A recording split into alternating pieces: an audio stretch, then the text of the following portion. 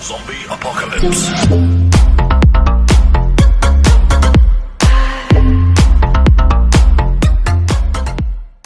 Hello hi और सभी को मेरा नमस्कार। मैं स्वप्नेश तिवारी आप सबका अपने YouTube channel D study point पर एक बार फिर स्वागत करता हूं। उम्मीद करता हूं कि आप सब लोग इस कोरोना के संकट में सुरक्षित होंगे और स्वस्थ होंगे। तो चलिए आज मैं लेकर आया नया टॉपिक और बहुत ही इंटरेस्टिंग टॉपिक। दोस्तों इसे आप ऐसा समझ सकते हैं कि पॉलिटिकल साइंस की सोल है यानी आत्मा है। तो चलिए शुरू करते हैं आज का टॉपिक इंडियन कॉन्स्टिट्यूशन। दोस्तों मैंने पहले बताया था किसी चैप्टर को शुरू करने से पहले हमें उसकी टॉपिक जो हेडिंग है वो क्लियर होनी चाहिए। तो आज की हमारी हेडिंग है इंडियन कॉन्स्टिट्यूशन, जिसका मतलब है भारतीय संविधान। आप इसे ऐसे भी समझ सकते हैं भारत का संविधान। अभी मैं इसे कॉन्स्टिट्यूशन के बारे में यहाँ डिस्कस ना कर पहले मैं आपका थोड़ा बैकग्राउंड बिल्ड करना चाहूंगा। इस कॉन्स्टिट्यूशन के बारे में आप सभी ने सुना ही होगा, ज्यादातर लोगों को पता है इसके बारे में। फिलहाल मैं इसका एक बैकग्राउंड बनाना चाहता हूँ कि कॉन्स्टिट्यूशन बना कैसे, और इस बैकग्राउंड बनाने के तहत मैंने हिस्ट्री जो इसकी मैं डिवाइड कर रहा हूँ 3 पार्ट में डिवाइड कर रहा हूँ इसकी हिस्ट्री। तो आप जरा ध्यान दें, 3 पार्ट में मैंने इसकी हिस्ट्री डिवाइड की। पहला पार्ट मैंने इसका रखा है making of constituent assembly, making of constituent assembly. दूसरा मैंने रखा है इसका नाम composition, composition of constituent assembly. ठीक है।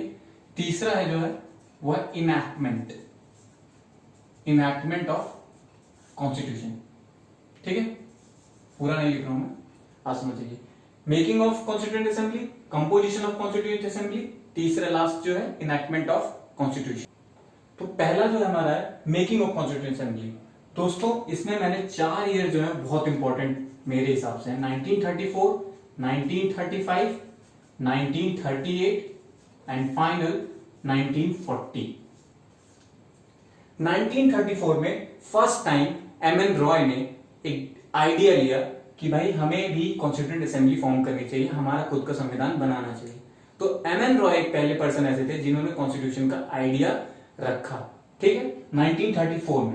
फिर 1935 में इंडियन नेशनल कांग्रेस आईएनसी में भी डिमांड उठने लगे कि हाँ हमें भी कॉन्स्टिट्यूएंट असेंबली का फॉर्मेशन करना चाहिए। फिर फाइनली 1938 में पंडित जवाहरलाल नेहरू ने ऑफिशियली अनाउंस किया कि हाँ हमारा कॉन्स्टिट्यूएंट असेंबली बनना चाहिए without any interference of British government. ठीक है। फिर 1940 में फाइनली ब्रिटिश गवर्नमेंट ने आईएनसी की डिमांड को एक्सेप्ट किया और उन्हें ऑफर दिया कि आप अपना कॉन्स्टिट्यूएंट असेंबली का फॉर्मेशन कर सकते हैं। और इसी ऑफर को हम लोग जानते हैं बहुत ही फेमस नाम से अगस्त ऑफर भी कहा जाता है इसे। ठीक है। 1940 में ब्रिटिश गवर्नमेंट ने किसे ऑफर दिया? आईएनसी को। इस ऑफर का नाम क्या हुआ? अगस्त ऑफर। ठीक है, यहां तक क्लियर। तो हमारा पहला पार्ट है मेकिंग ऑफ कॉन्स्टिट्यूएंट असेंबली, पहला पार्ट ओके हो गया। फिर दूसरा हमारा है कंपोजिशन ऑफ कॉन्स्टिट्यूएंट असेंबली। इसमें क्या है कि 1946 नवंबर 1946 में कैबिनेट मिशन प्लान के तहत, कैबिनेट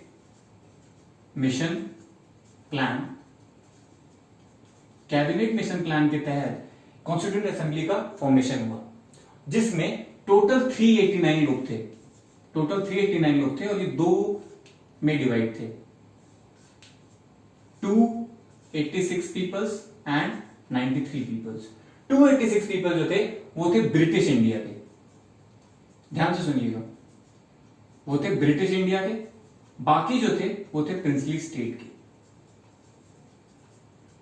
इसे मैं ऐसे समझाता हूं, इसका कहने का मतलब ये है कि इन्होंने क्या किया, कुछ को तो इलेक्शन के थ्रू लिया और कुछ को नॉमिनेट किया। यानी हम कह सकते हैं जो कंपोजिशन थी वो पार्टली क्या थी, इलेक्टेड थी और साथ ही साथ नॉमिनेटेड भी थी। क्लियरली किसी ने वहां पे जाके यूनिवर्सल एडेड फ्रेंचाइज के थ्रू वोट करके किसी को सेलेक्ट नहीं किया। फिर क्या हुआ, 296 जो ब्रिटिश इंडिया के जो लोग थे इनका क्या करा दिया, इलेक्शन करा दिया। 296 पीपल का इलेक्शन के थ्रू हुआ। जो इलेक्शन हुआ था वो जुलाई अगस्त में हुआ था। जुलाई अगस्त में इनका इलेक्शन हुआ। उसके बाद अगर आप देखें इलेक्शन में 203 सीट्स आईएनसी जीत जाती है, यानी इंडियन नेशनल कांग्रेस जीत जाती है। फिर 73 सीट्स हमारी मुस्लिम लीग जीत जाती है, मुस्लिम लीग। उसके बाद जो 15 रिमेनिंग सीट थी वो जो इंडिपेंडेंट कैंडिडेट थे वो जीत जाते हैं। यानी इस तरीके से आप कह सकते हो कि डायरेक्ट इलेक्शन तो नहीं हुआ, बट हाँ हर एक सोसाइटी के मेंबर्स को आप ऐसे कह सकते हो, सोसाइटी के मेंबर्स कहने का मतलब है कि Hindu, Sikh, women and SC ST के जितने भी लोग थे, जितने वैरायटी ऑफ डाइवर्सिटी थी हमारी उस टाइम पे, उन सभी लोगों को मतलब रिप्रेजेंटेशन यहाँ पे दे दिया गया। ठीक है, तो फाइनल कंपोजिशन तो पूरी हो गई। इनकी जो पहली मीटिंग हुई इस कंपोजिशन कॉन्स्टिट्यूएंट असेंबली का हुआ, इनकी पहली मीटिंग हुई दिसंबर 1946 में। इनकी पहली मीटिंग दिसंबर 1946 में हुई और फिर फाइनली काम शुरू होने लग गया, इनके ऊपर फाइनली काम शुरू हुआ, और जिसमें कि आप कह सकते हैं बहुत सारी कमिटीज बनी, जिनमें से 8 मेजर कमिटीज थी। 8 क्या थी हमारी मेजर कमिटीज थी, और जिसमें से सबसे इंपॉर्टेंट कमेटी कौन सी थी, हमारी ड्राफ्टिंग कमेटी। और ड्राफ्टिंग कमेटी के चेयरमैन थे हमारे none other than doctor B.R. Ambedkar. B.R. Ambedkar को हम लोग फादर ऑफ कॉन्स्टिट्यूशन के नाम से भी जानते हैं, ये भी बहुत इंपॉर्टेंट है। और फिर क्या हुआ, हम अब आगे बढ़ रहे हैं तीसरे पार्ट में। मैंने कहा था कि मैंने अपनी जो हिस्ट्री को, मैं बैकग्राउंड को आपको समझा रहा हूँ कॉन्स्टिट्यूशन का, उसको मैंने 3 पार्ट में डिवाइड किया है। अगर आप समझने की कोशिश करें तो जो पहला पार्ट था वहां पे कुछ डिमांड उठ रही थी, किसकी, कॉन्स्टिट्यूशन को बनाने के लिए और कॉन्स्टिट्यूशन असेंबली को फॉर्म करने के लिए। फिर सेकंड पार्ट में मैंने बताया कि हाँ भाई जब डिमांड एक्सेप्ट हो गई तो कंपोजिशन कैसे हुआ, मतलब मैंने आपको कंपोजिशन यहाँ पे समझाया, 389 मेंबर्स और इनकी डिटेल दी। फिर फाइनल स्टेप जब ये सब कुछ हो गया, इनैक्टमेंट ऑफ कॉन्स्टिट्यूशन, जिसमें फाइनली B.R. अम्बेडकर ने अनाउंसमेंट किया कितनी तारीख को, 4 नवंबर 1948 को। 4 नवंबर 1948 को फाइनल ड्राफ्ट जो है वह अनाउंस किया। फाइनली किसने, B.R. अम्बेडकर ने। फिर क्या हुआ, प्रोसीजर चालू हुआ पार्लियामेंट का। 5 दिन तक तो इसके ऊपर डिस्कशन हुआ, 5 डेज का एक लंबा डिस्कशन हुआ फाइनल ड्राफ्ट के बाद भी। ठीक है, फिर उसके बाद अच्छा आप लोग को मैं यहाँ पे थोड़ी और चीज बता देता हूँ कि आप यहाँ के प्रोसीजर को आप नहीं समझ पा रहे होंगे। पार्लियामेंट का प्रोसीजर चलेगा, 5 डेज तक डिस्कशन के बाद क्या हुआ, यहाँ पर सेकंड रीडिंग के लिए गया वो ड्राफ्ट। अभी आपको यहाँ पे समझ में नहीं आ रहा होगा तो परेशान होने वाली बात नहीं है। आप लोग नेक्स्ट सेमेस्टर में पढ़ोगे कि कैसे पार्लियामेंट में कोई एक बिल, लॉ बनता है या एक्ट बनता है, वो आपके नेक्स्ट सेमेस्टर में। तो आप अभी परेशान ना हो, अभी यहाँ पे इसे समझ लें कि कैसे 5 दिन डिस्कशन हुआ अनाउंसमेंट के बाद, फिर सेकंड रीडिंग हो गया, फिर फाइनली 14 नवंबर 1949 को ये मोशन में पास हो गया, यानी लोगों ने इसको फेवर किया और ये मोशन में पास हो गया बिल।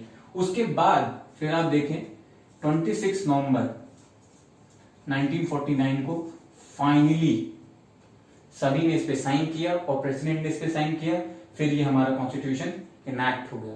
और इसी दिन हमारा जो कॉन्स्टिट्यूशन है वो हमने इसे अपना लिया। इसीलिए इस डेट को हम लोग याद भी रखते हैं, 26 नवंबर 1949 को हमने कॉन्स्टिट्यूशन को अपना लिया with a preamble and with 395 articles, जिसमें हमारे कह सकते हैं आप 8 तो शेड्यूल्स थे और 395 आर्टिकल्स थे। और ये अभी दोस्तों अमेंडमेंट के बाद ये बढ़ चुके हैं।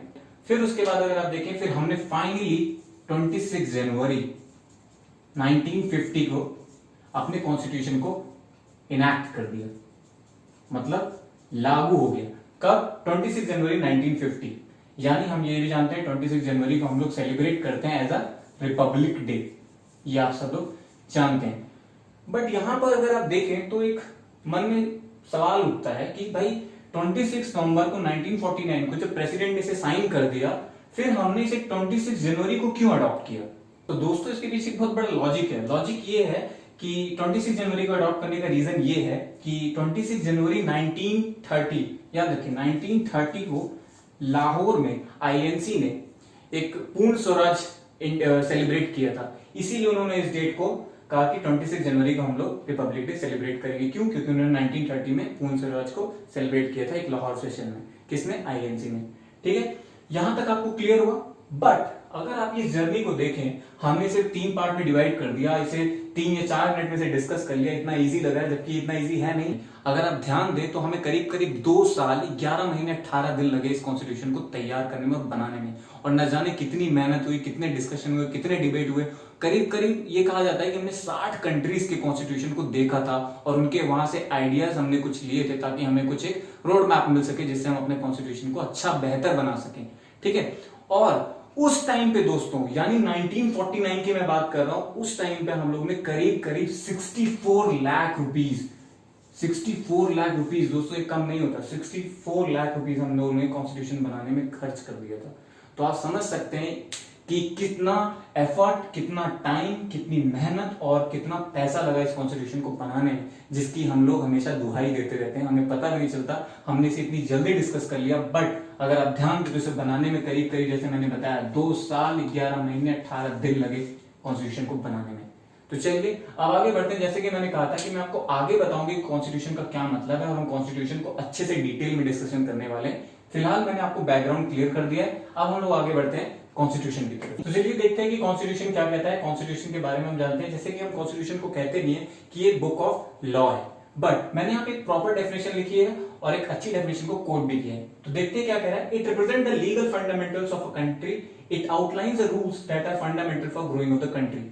अगर आप ध्यान दें तो मैंने यहाँ पे कुछ अंडरलाइन किया है, ये बहुत ही कीवर्ड्स हैं जिनको मैंने अंडरलाइन किया। अगर समझे तो legal fundamentals of a country यानी जो भी कानूनी चीजें हैं, जो भी लॉ है, जो रूल है, उस कंट्री को रिप्रेजेंट करता है हमारा कॉन्स्टिट्यूशन।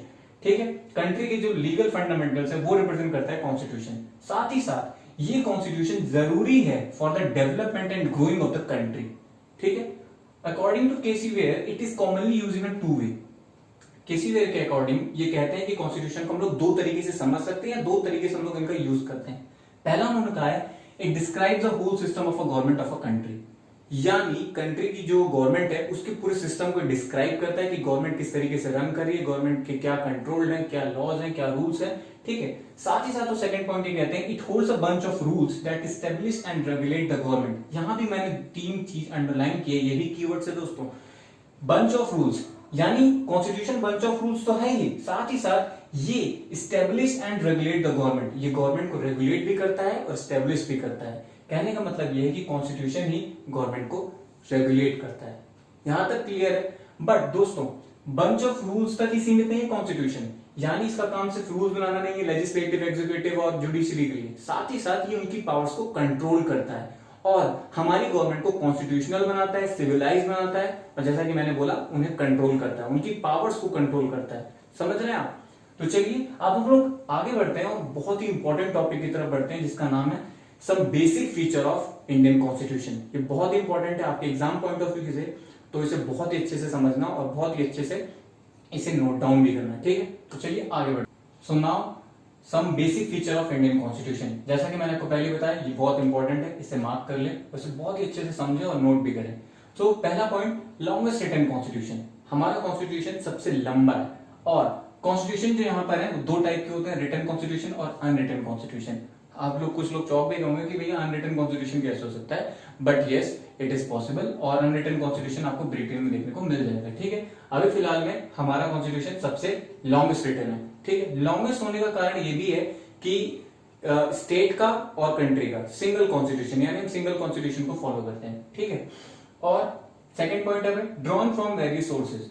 अभी मैंने आपको पहले ही बताया कि जब हम कॉन्स्टिट्यूशन बना रहे थे तो हम लोग ने लगभग 60 कंट्रीज के कॉन्स्टिट्यूशन को देखा और वहां से आइडियाज लिए। 60 कंट्रीज के तो हमने सबके कॉन्स्टिट्यूशन को चुराया नहीं, बट हमने कुछ सिलेक्टिव जो इंपॉर्टेंट थे उनको हमने ले लिया। जैसे कि अगर आप देखें डीपीएसपी का जो है वो हमने आयरलैंड से लिया है, और आप देखिए जो इमरजेंसी का प्रोविजन है, इमरजेंसी का जो हमने लिया है प्रोविजन अपने कॉन्स्टिट्यूशन में डाला है वो हमने जर्मनी से लिया है।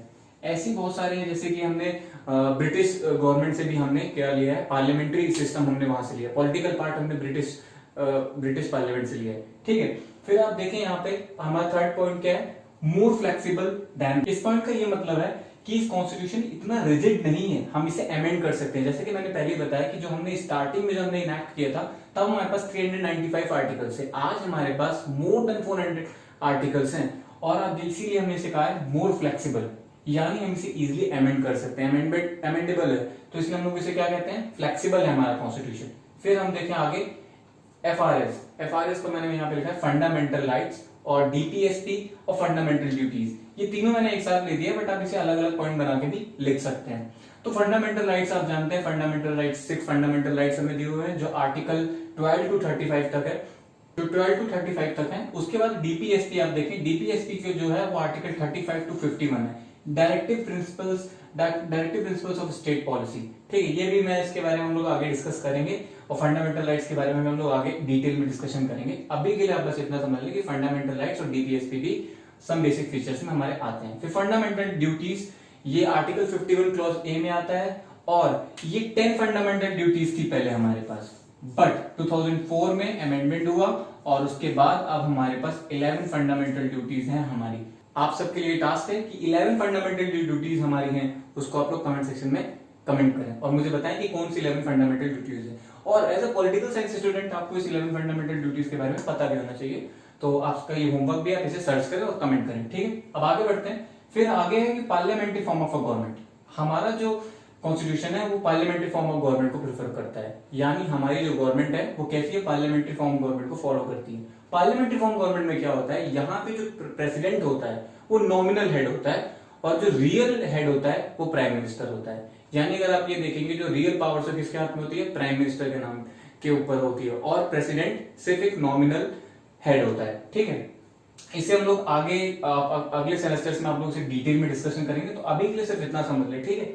फिर आगे बढ़ते हैं, federal system with unitary bias. Federal system and unitary system, ये दो अलग सिस्टम होते हैं, दो सिस्टम होते हैं। अभी आपको इस सेमेस्टर में इतना डिटेल में से स्टडी नहीं करना है, बट हाँ नेक्स्ट सेमेस्टर में आप लोग इसे फेडरल सिस्टम और यूनिटरी सिस्टम को अच्छे से डिस्कशन करेंगे। फिलहाल के लिए फेडरल सिस्टम वो होता है जहां पर डुअल गवर्नमेंट होती है और साथ ही साथ डिवीजन ऑफ पावर होगा, सुप्रीमेसी ऑफ कॉन्स्टिट्यूशन होगी, इंडिपेंडेंट जुडिशरी होगी, तो हम लोग इसे क्या कहते हैं, फेडरल सिस्टम। बट इंडिया के पास कुछ ना कुछ यूनिटरी फीचर्स भी हैं, जैसे सिंगल सिटीजनशिप, सिंगल कॉन्स्टिट्यूशन। इसी वजह से इसे कहा जाता है क्वाज़ी फेडरल। इंडिया को एक टर्म भी मिला हुआ है, हम लोग पूर्ण रूप से ना तो फेडरल सिस्टम को फॉलो करते हैं ना ही यूनिटरी सिस्टम को फॉलो करते हैं, इसलिए हम लोग इसे कहा जाता है क्वाज़ी फेडरल, ठीक है। अब आगे बढ़ते हैं, सेक्युलर स्टेट। सेक्युलर स्टेट के बारे में आप लोग जानते हैं कि हम लोग भाई धर्मनिरपेक्ष हैं, यानी हम पंथ निरपेक्ष हैं, सॉरी। और सेक्युलर स्टेट यहाँ पे हम लोग किसी एक रिलीजन को फॉलो नहीं करते हैं, यानी एक रिलीजन के लिए ये सिर्फ कंट्री नहीं है, जैसे कि आप लोग देखें पाकिस्तान हो गया, सीरिया हो गया, जहां पे वो इस्लामिक कंट्री है, बट इंडिया सभी धर्म के लोगों के लिए समान रिस्पेक्ट से दिखता है। फिर आगे देखते हैं यूनिवर्सल एडल्ट फ्रेंचाइज। यहाँ पे 18 ईयर्स के अब जितने भी लोग हैं, चाहे वो बॉय हो चाहे वो गर्ल हो, उन सब के लिए आप लोग इक्वल राइट्स हैं, यानी सबको एक सिंगल वोट करने का अधिकार है। तो इसलिए यूनिवर्सल एडल्ट फ्रेंचाइज भी हमारे सम बेसिक फीचर्स में आता है और ये बहुत ही इंपॉर्टेंट है। फिर उसके बाद सिंगल सिटीजनशिप, जैसा कि मैंने अभी आपको बताया कि सिंगल सिटीजनशिप है, कई कंट्रीज ऐसी हैं जो डुअल सिटीजनशिप प्रोवाइड करती हैं, जैसे यूएसए है वो डुअल सिटीजनशिप देती है, बट इंडिया क्या कहता है कि हम लोग सिंगल सिटीजनशिप देंगे। यानी ऐसा है कि आप सिर्फ भारतीय नागरिक हैं, ऐसा नहीं है कि अगर आप यूपी से बिलोंग करते हैं तो आप यूपी के नागरिक हैं और भारत के भी नागरिक हैं, लेकिन हम लोग यहाँ क्या मानते हैं कि भाई भारत पूरा एक है, यानी राज्य के हम अलग अलग से नागरिकता नहीं दे सकते, इसीलिए सिंगल सिटीजनशिप का यहाँ पे फंडा है। आगे इंडिपेंडेंट एंड सोवरेन।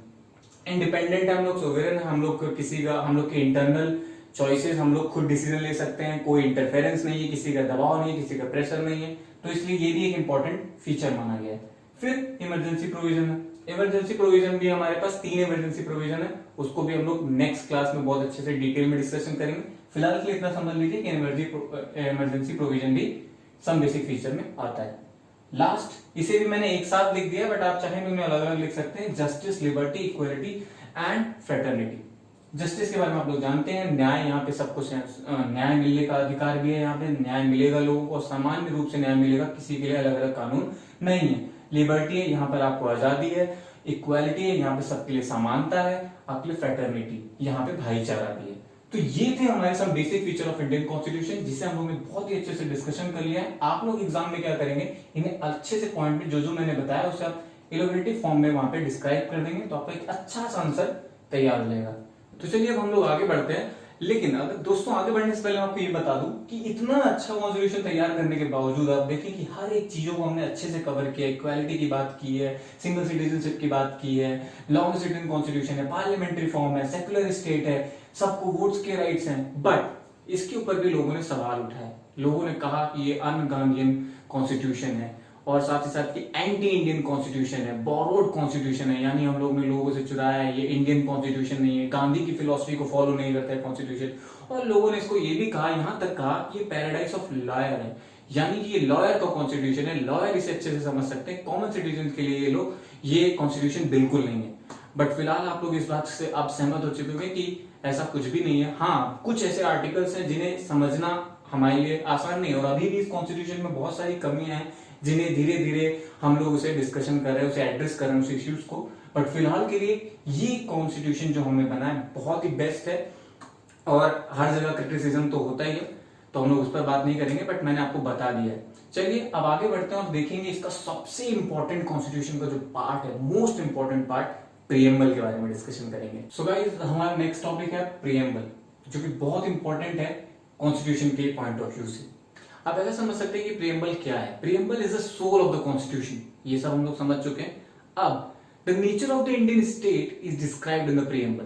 कहने का मतलब ये है, इंडिया का जो नेचर है, इंडिया का जो स्वभाव है, वो प्रीएम्बल में दर्शाया गया है। यानी हम कैसे हैं ये कहां पता चलेगा, कॉन्स्टिट्यूशन में। हम का मतलब है यहाँ पे कंट्री, कंट्री का जो स्वभाव है, जो कंट्री के जो स्पेशल फीचर्स है, वो कहां पता चलेगा आपको, प्रीएम्बल में। आप प्रीएम्बल को ऐसे भी कह सकते हैं, it is the identity card of the constitution. हमेशा ऐसा समझ लें कि आइडेंटिटी कार्ड है किसका, कॉन्स्टिट्यूशन का। और पूरे कॉन्स्टिट्यूशन का, जो भी कॉन्स्टिट्यूशन का जो समरी है, जो इसेंस है, जो मूल भाव है, वो कहां पर है, प्रीएम्बल में। यानी अगर आप प्रीएम्बल पढ़ लेते हो, प्रीएम्बल के पॉइंट्स को पढ़ लेते हैं, तो आपको समझ में आ जाएगी कॉन्स्टिट्यूशन क्या बात कर रहा है। उसके सारे इंपॉर्टेंट फीचर्स, उसकी पूरी समरी, पूरा जो तत्व है, वो कहां है, प्रीएम्बल में। ठीक है। और ये भी कहा जाता है कि जो पंडित जवाहरलाल नेहरू का जो ऑब्जेक्टिव रेजोल्यूशन था, उसी पे ये प्रीएम्बल बेस्ड है।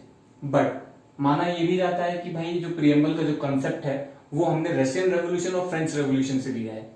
अब रशियन रेवोल्यूशन हमने क्या लिया, वहां से हमने लिया social and economic and political rights, और हमने फ्रेंच रेवोल्यूशन से लिया हमने लिबर्टी, इक्वालिटी एंड फ्रेटर्निटी। हमने वहां से कंसेप्ट को लिया। बट अगर आप प्रीएम्बल को अच्छे से पढ़ें और देखें, तो वहां पे वो 4 इंपॉर्टेंट फैक्ट्स की बात करता है। उस 4 इंपॉर्टेंट फैक्ट्स के बारे में आपके साथ थोड़ा डिस्कशन करना चाहूंगा।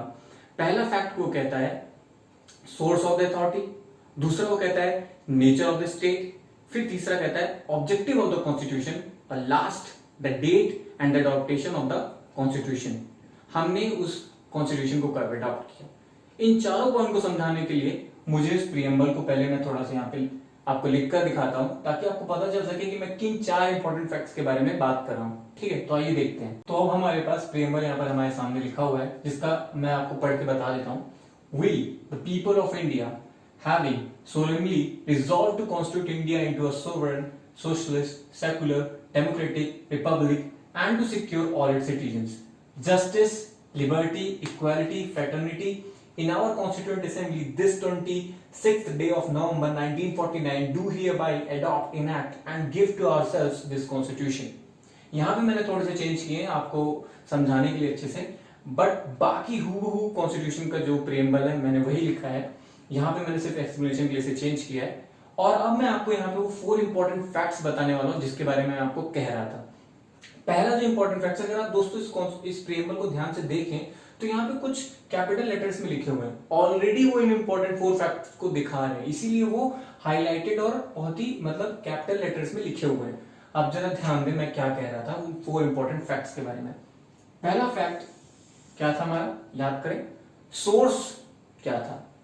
तो सोर्स, पहला सोर्स ऑफ द अथॉरिटी, पहला हमारा हो गया सोर्स। सोर्स हमें दिख गया, क्या है, we the people of India. Source क्या है इस कॉन्स्टिट्यूशन का, we the people of India, यानी हम ही इस कॉन्स्टिट्यूशन का सोर्स है। दूसरा मैंने क्या कहा था, object, nature of the state, nature क्या है स्टेट का।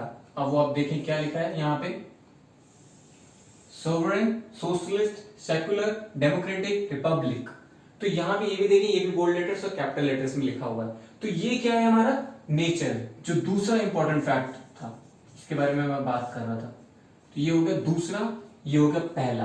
पहला सोर्स क्या था, we the people of India. Second हो गया नेचर ऑफ द स्टेट, वो क्या है, sovereign, socialist, secular, democratic and republic. फिर आता है हमारा थर्ड फैक्ट जो था, ऑब्जेक्टिव ऑफ द कॉन्स्टिट्यूशन। ये हमारा ऑब्जेक्टिव, थर्ड हमारा क्या है, ऑब्जेक्टिव, जिस ऑब्जेक्टिव के बारे में हम लोग बात कर रहे थे। थर्ड इंपॉर्टेंट फैक्ट क्या है, जस्टिस। जस्टिस किस चीज का justice, social justice, economic justice and political justice. हमें ये तीनों चाहिए, ये बाकायदा लिखा हुआ है आपके प्रीएम्बल में, बट मैंने यहाँ पे इसीलिए एक्सप्लेन करने के लिए लिखा। हमें सोशल जस्टिस चाहिए, हमें इकोनॉमिक जस्टिस चाहिए, हमें पॉलिटिकल जस्टिस भी चाहिए। लिबर्टी, लिबर्टी हम लोग क्या डिमांड कर रहे हैं, थॉट की, एक्सप्रेशन की, बिलीफ की, फेथ की एंड वर्शिप की, ये कॉन्स्टिट्यूशन में लिखा हुआ है। Equality, status and opportunity. फिर फ्रेटर्निटी, जहां पर फ्रेटर्निटी में हम लोग बात करते हैं कि एक इंडिविजुअल को ये अधिकार होना चाहिए जहां वो डिग्निटी से अपनी लाइफ को जी सके और यूनिटी में रहे, यानी जितने भी लोग उसके आसपास हैं उन सब के साथ उसके अच्छे संबंध होने चाहिए, किसी से बैर ना हो, लड़ाई झगड़े ना हो, और हमारी कंट्री की इंटीग्रिटी को बनाए रखते हुए साथ में रहने की, भाईचारे के साथ रहने की कॉन्स्टिट्यूशन में बात कही गई है।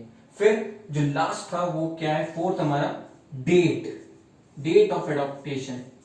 तो आप ध्यान से अगर देख पाए तो यहाँ पे डेट भी ऑलरेडी लिखी हुई है, जिसको मैंने आपको पहले भी बता दिया था स्टार्टिंग में जब मैं बैकग्राउंड को डिस्कस कर रहा था। 26 डे ऑफ नवंबर 1949 को हमने इसे अडॉप्ट किया और इनैक्ट किया and give to ourself this constitution. इसी के साथ हमारा प्रीएम्बल खत्म होता है। प्रीएम्बल में मैंने आपको बता दिया, दिस इसे आप कह सकते हो कि this is the identity card of the constitution. शायद अब आपको समझ में आएगा कि क्यों मैं आइडेंटिटी कार्ड की बात कर रहा हूं, यानी कॉन्स्टिट्यूशन की जो इंपॉर्टेंट फैक्ट्स कह सकते हो, जो फैक्ट्स हैं, जो इंपॉर्टेंट पॉइंट्स है कॉन्स्टिट्यूशन के, वो सब इसमें कवर हो गए। Sovereign, secular, socialist, democratic Republic, justice, liberty, equality and fraternity, ये सारे पॉइंट्स इसमें कवर हो चुके हैं। जरा आप एक बात ध्यान रखें, अगर आप एग्जाम में इस प्रीएम्बल लिखने का सोच रहे हैं तो आप प्लीज इसके ऑर्डर को चेंज मत करें, ऑर्डर बहुत इंपॉर्टेंट है, ऑर्डर के साथ रहें। और इसमें जो एक बहुत इंपॉर्टेंट फैक्ट है कि 1976 में हमने अमेंडमेंट किया और अमेंडमेंट करके हमने सोशलिस्ट वर्ड को इसमें एड ऑन किया। 1976 में हमने अमेंडमेंट किया, इंदिरा गांधी की गवर्नमेंट थी तब उन्होंने एक अमेंडमेंट किया और सोशलिस्ट वर्ड को इस प्रीएम्बल में एड ऑन किया।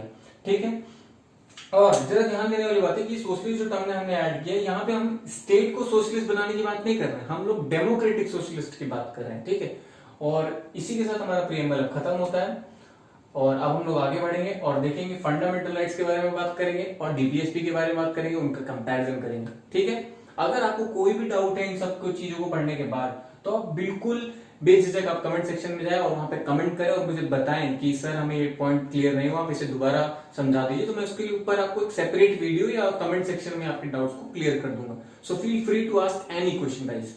सो अब हमारा नेक्स्ट टॉपिक है फंडामेंटल राइट्स। तो फंडामेंटल राइट्स समझने से पहले हमें समझना पड़ेगा राइट्स क्या होते हैं। तो राइट्स क्या होते हैं, rights are the core for the development of the individual, यानी अगर किसी व्यक्ति के व्यक्तित्व का विकास करना है, उसके विकास के लिए जो सबसे आवश्यक है वो क्या है, अधिकार यानी राइट्स। इसी राइट्स के साथ आप अपने व्यूज, ओपिनियंस रख सकते हो, और जो माइनॉरिटीज में किसी कंट्री में रहते हैं उनके लिए सेफ गार्ड है, उनके लिए बहुत मददगार होते हैं। अगर ये राइट्स ना हो, सपोज करो आप, एक मिनट के लिए मैं आपको एक सिचुएशन देता हूं, आप एक ऐसी कंट्री में रह रहे हैं जहां पे आपके पास कोई अधिकार नहीं है, यानी आप जहां पर आप अपने विचार को नहीं रख सकते, आप ओपिनियन को नहीं रख सकते, जहां पे आपको जो अच्छा लगता है वो नहीं कर सकते। राइट्स क्या करता है, जो आपकी डिजायर्स हैं, जैसे आप अपनी लाइफ को जीना चाहते हो आप वैसे जी सकते हो, ये राइट की बदौलत होता है। इसी तरीके से फंडामेंटल राइट्स होता है। फंडामेंटल राइट जो होता है वो एसेंशियल राइट होता है for the individual of that country. उस सिटीजन के लिए वो सबसे एसेंशियल राइट होता है फंडामेंटल राइट। ठीक है, फंडामेंटल राइट क्या कहता है, ये आपको एक इंश्योरिटी देता है, एक सिटीजन को ये इंश्योरिटी देता है कि अगर मैं इस कंट्री में रह रहा हूं बहुत पीसफुली रह सकता हूं और मेरे जो राइट्स हैं वो सिक्योर्ड हैं, जो बेसिक राइट्स हैं वो उसको मिलते हैं फंडामेंटल राइट्स में। जैसे कि आप अपने ओपिनियन को, अपने व्यूज को लोगों के सामने रख सकते हो, आपको लिबर्टी रहेगी, आपके साथ इक्वालिटी होगी, डिस्क्रिमिनेशन नहीं होगा, और भी बहुत सारी चीजें हैं जिनको हम लोग फंडामेंटल राइट्स में हम लोग देखेंगे। जैसा कि आप सब लोग जानते भी हैं कि हमारे जो फंडामेंटल राइट्स हैं वो हमारे पास 6 फंडामेंटल राइट्स हैं, पहले 7 थे बट अब हमारे पास 6 फंडामेंटल राइट्स हैं, तो हम लोग उनको डिस्कस कर लेते हैं वन बाय वन। तो दोस्तों पहला है राइट टू इक्वालिटी, जो कहता है, जो आर्टिकल है 14 to 18। राइट टू इक्वालिटी में यहाँ पे मतलब ये है कि आपको समानता का अधिकार है, आपके साथ कोई डिस्क्रिमिनेशन नहीं होगा, और इसको हम लोग डिटेल में डिस्कशन करेंगे आर्टिकल 14 to 18 क्या है। ठीक है, फिर आता है सेकंड राइट टू फ्रीडम, जो है 19 टू आर्टिकल 19 to 22। ठीक है, राइट टू फ्रीडम में क्या है, यानी आपको यहाँ पे स्वतंत्रता का भी अधिकार है। तीसरा है right to freedom of religion, यहाँ पे आपको रिलीजन को चूज करने का भी अधिकार है, यानी आप रिलीजन को चूज करने के लिए बिल्कुल फ्री हैं, कोई बाध्यता नहीं है आपके ऊपर, कोई बंदिश नहीं है कि हाँ अगर आप हिंदू हो तो सिर्फ ये कंट्री हिंदू धर्म को ही रहने की जगह देगी, या फिर आप इस्लामिक कंट्री में रह रहे हैं तो सिर्फ इस्लाम को ही फॉलो कीजिए।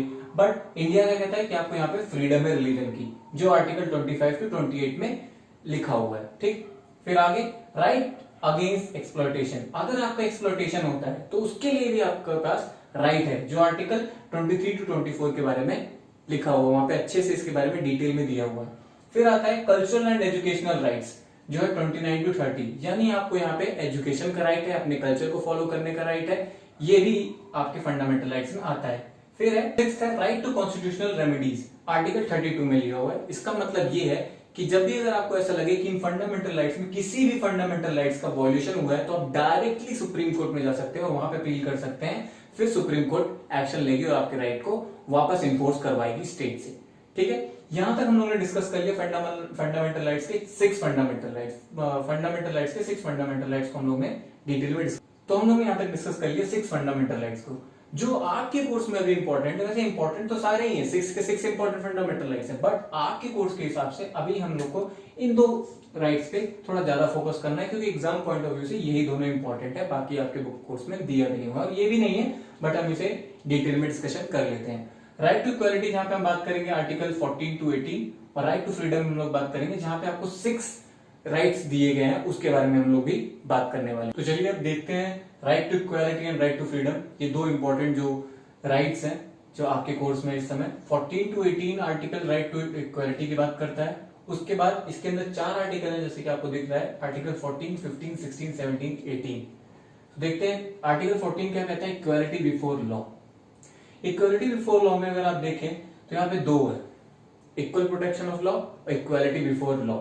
ये कहता है इक्वालिटी बिफोर लॉ कि कानून की नजर में जितने भी लोग हैं वो सब समान है, यानी कोई डिस्क्रिमिनेशन नहीं करेगा लॉ कोई डिस्क्रिमिनेशन नहीं करेगा। और जो दूसरा है इक्वल प्रोटेक्शन बिफोर लॉ, उसका मतलब ये है कि इन केस अगर कभी ऐसा हो कि कभी अनइक्वल सिचुएशन बन जाए तो इक्वल प्रोटेक्शन लॉ के तहत हम उसको इक्वल सिचुएशन बना सके। समझ में आया?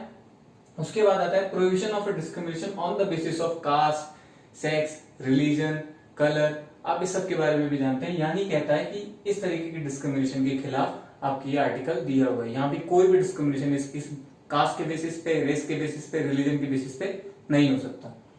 फिर आपका आर्टिकल 16 कहता है इक्वालिटी ऑफ अपॉर्चुनिटी, यानी आपको अपॉर्चुनिटी की भी इक्वालिटी होगी, यानी अवसर के भी बराबर मौके मिलेंगे। ऐसा नहीं होगा कि वो अगर किसी ऊंची कास्ट का है या फिर वो गोरा है या फिर वो लड़का है या लड़की है, कोई भेदभाव नहीं होगा, आपको सभी समान रूप से आप लोग के पास अपॉर्चुनिटी होगी किसी भी काम को करने के लिए।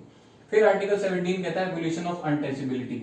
आप इन सब बात से बहुत सहमत भी होंगे और जानते भी होंगे कि अनटचेबिलिटी बहुत बड़ी प्रॉब्लम रही है, जिसके खिलाफ महात्मा गांधी बहुत सालों से आंदोलन करते रहे थे और शायद अभी तक भी कई गांव ऐसे हैं जहां पे आज भी अनटचेबिलिटी देखने को मिल सकती है, बट मोस्टली 90-80% तक हम लोगों ने उसे दूर कर दिया और हम लोग अब काफी मॉडर्न सोच के भी हो चुके हैं। तो ये यहाँ पे कहता है एबोलिशन ऑफ अनटचेबिलिटी, यानी अनटचेबिलिटी की कोई प्रैक्टिस यहाँ पर नहीं होगी। और फिर आर्टिकल 18 आपको कहता है एबोलिशन ऑफ टाइटल्स। टाइटल्स के यहाँ पर मतलब है कि कुछ लोग लगा लेते हैं फौजदार, महाराणा, राजा प्रताप, ये वो, अपने नाम के आगे कुछ एक टाइटल्स लगा लेते हैं। तो यहाँ पे कहता है कि हाँ भाई आप ऐसे टाइटल्स नहीं लगा सकते इन केस सुप्रीम कोर्ट ने कहा है कि अगर कोई ग्रेजुएट है या फिर जैसे पीएचडी जो लगाते हैं, डॉक्टर पीएचडी करने के बाद डॉक्टर लगा लेते हैं, उनका चलेगा, या फिर कोई सेना में है, या फिर अगर आप कभी लगवाना चाहते हैं अपने नाम के आगे कुछ, तो आपको स्पेशल परमिशन लेनी पड़ेगी। तो ये था हमारा right to equality article 14 to 18। ये कई बार आ जाता है एग्जाम में, इसलिए इसे समझना बहुत जरूरी था। ठीक है, तो चलिए देखते हैं राइट टू फ्रीडम, जिसका आर्टिकल 19 to 12, ये कई बार एग्जाम में आ जाता है कि 6 राइट टू फ्रीडम के बारे में आप लोग डिस्कशन करें एग्जाम में। फिर आता है पहला जो आर्टिकल राइट कहता है आपका freedom of speech and expression, यानी आपको यहाँ पर फ्रीडम है किसकी, स्पीच एंड एक्सप्रेशन की, यानी आपको बोलने की आजादी है, आपको अपने एक्सप्रेशन को एक्सप्रेस करने की आजादी है। फिर फ्रीडम ऑफ असेंबली, यहाँ पे जो मैंने ब्लैंक छोड़े इसका मतलब यहाँ पे फ्रीडम है। ओके, फिर आगे देखते हैं फ्रीडम ऑफ असेंबली, यानी आप असेंबली मतलब आप एकत्रित हो सकते हैं, लोग अपने ग्रुप बना सकते हैं, उस पर भी आपकी पूरी फ्रीडम है अंटिल एंड जब तक कोई स्पेशल सिचुएशन ना हो। कई बार ऐसा होता है ना कि कई बार धाराएं लग जाती हैं कि आप ग्रुप नहीं बना सकते, 2 से ज्यादा लोग खड़े नहीं हो सकते, तो एक अलग केस है वो। ठीक है, थर्ड क्या कहता है आपका फ्रीडम टू फॉर्म एसोसिएशंस, यानी आप एसोसिएशन का भी फॉर्म कर सकते हैं। फिर आपका कहता है फ्रीडम ऑफ मूवमेंट, यानी आपको मूवमेंट की भी फ्रीडम है, आप एक जगह से दूसरी जगह भी जा सकते हैं, एक स्टेट से दूसरी स्टेट जा सकते हैं, एक डिस्ट्रिक्ट से दूसरी डिस्ट्रिक्ट जा सकते हैं, कहीं भी आ जा सकते हैं। फिर आपका फिफ्थ कहता है freedom to reside and settle, यानी आप रह भी सकते हैं, कहीं सेटल भी हो सकते हैं, इस तरह की भी आपको पूरी फ्रीडम है। फिर लास्ट हमारा क्या है सिक्स्थ, ये क्या है, फ्रीडम प्रोफेशन, ट्रेड और बिजनेस ऑक्यूपेशन, यानी आपको अपने प्रोफेशन को, अपने बिजनेस को, अपने ट्रेड करने की पूरी आजादी है। इसी के साथ हमारा ये भी टॉपिक पूरा कंप्लीट होता है, राइट टू इक्वालिटी और राइट टू फ्रीडम, जहां पे हम लोग 14 to 18 आर्टिकल के बारे में डिस्कशन किया और 19 to 22 के बारे में हमने डिस्कशन किया। बाकी भी इंपॉर्टेंट है, बट ये आपकी इस सेमेस्टर के और इस कोर्स के इंपॉर्टेंट के लिए सिर्फ यही दो इंपॉर्टेंट है। बाकी आपको स्टडी करने की जरूरत नहीं है, जितना मैंने बताया वो मोर देन इनफ है। ठीक है, तो चलिए हम लोग बात कर लेते हैं डीपीएसपी के बारे में। डीपीएसपी कहता है directive principle of state policy. ये एक तरीके की गाइडलाइन होती है टू द इंडियन स्टेट कि अगर वो कोई लॉ या कोई कानून बना रही है तो 15 जो गाइडलाइन गिवन है डीपीएसपी में, उनको ध्यान में रखते हुए उस कानून को बनाना है। ठीक है, यानी क्या है, ये गाइडलाइन है टू द स्टेट। अब मैंने क्या किया है यहाँ पे, डायरेक्टिव प्रिंसिपल यानी डीपीएसपी को और फंडामेंटल राइट को कंपेयर किया है, इनके डिफरेंस को। ये एग्जाम में कई बार पूछ लिया जाता है, इसलिए बहुत इंपॉर्टेंट है। इसलिए मैंने डीपीएसपी को मैं इतना ज्यादा डिटेल में नहीं पढ़ा रहा हूँ, बिकॉज इतना डिटेल में है नहीं। जब हम डिफरेंस करेंगे फंडामेंटल राइट का और डीपीएसपी का, तो आपको पूरा क्लियर हो जाएगा कि डीपीएसपी क्या है और फंडामेंटल राइट क्या है। तो हमारा जो लास्ट टॉपिक है वो है difference between fundamental right and DPSP. चलिए देखते हैं क्या क्या है इसमें। फंडामेंटल राइट क्या है? Fundamental rights are the essential rights of all the citizens of the country. ये क्या है? एसेंशियल राइट्स हैं for all the citizens of the country. जैसे कि मैंने पहले आपको बताया था एफआर की डेफिनेशन में कि ये एसेंशियल राइट होते हैं सभी के सिटीजंस के लिए, कंट्री के सिटीजंस के लिए। फिर डीपीएसपी वहां क्या कहता है? DPSP are the guidelines which are referred while formulating policies and laws of the country. यानी क्या है? गाइडलाइंस, जैसे मैंने पहले बताया कि गाइडलाइंस हैं किसके लिए? स्टेट के लिए, while formulating policies and laws. तो 15 गाइडलाइंस है जो डीपीएसपी के गिवन है। ठीक है, उसके बाद second point, part 3 of the constitution to article 12 to 35।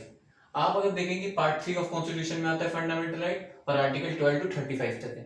वहीं DPSP part 4 of the constitution में आता है और आर्टिकल 35 to 51 तक है।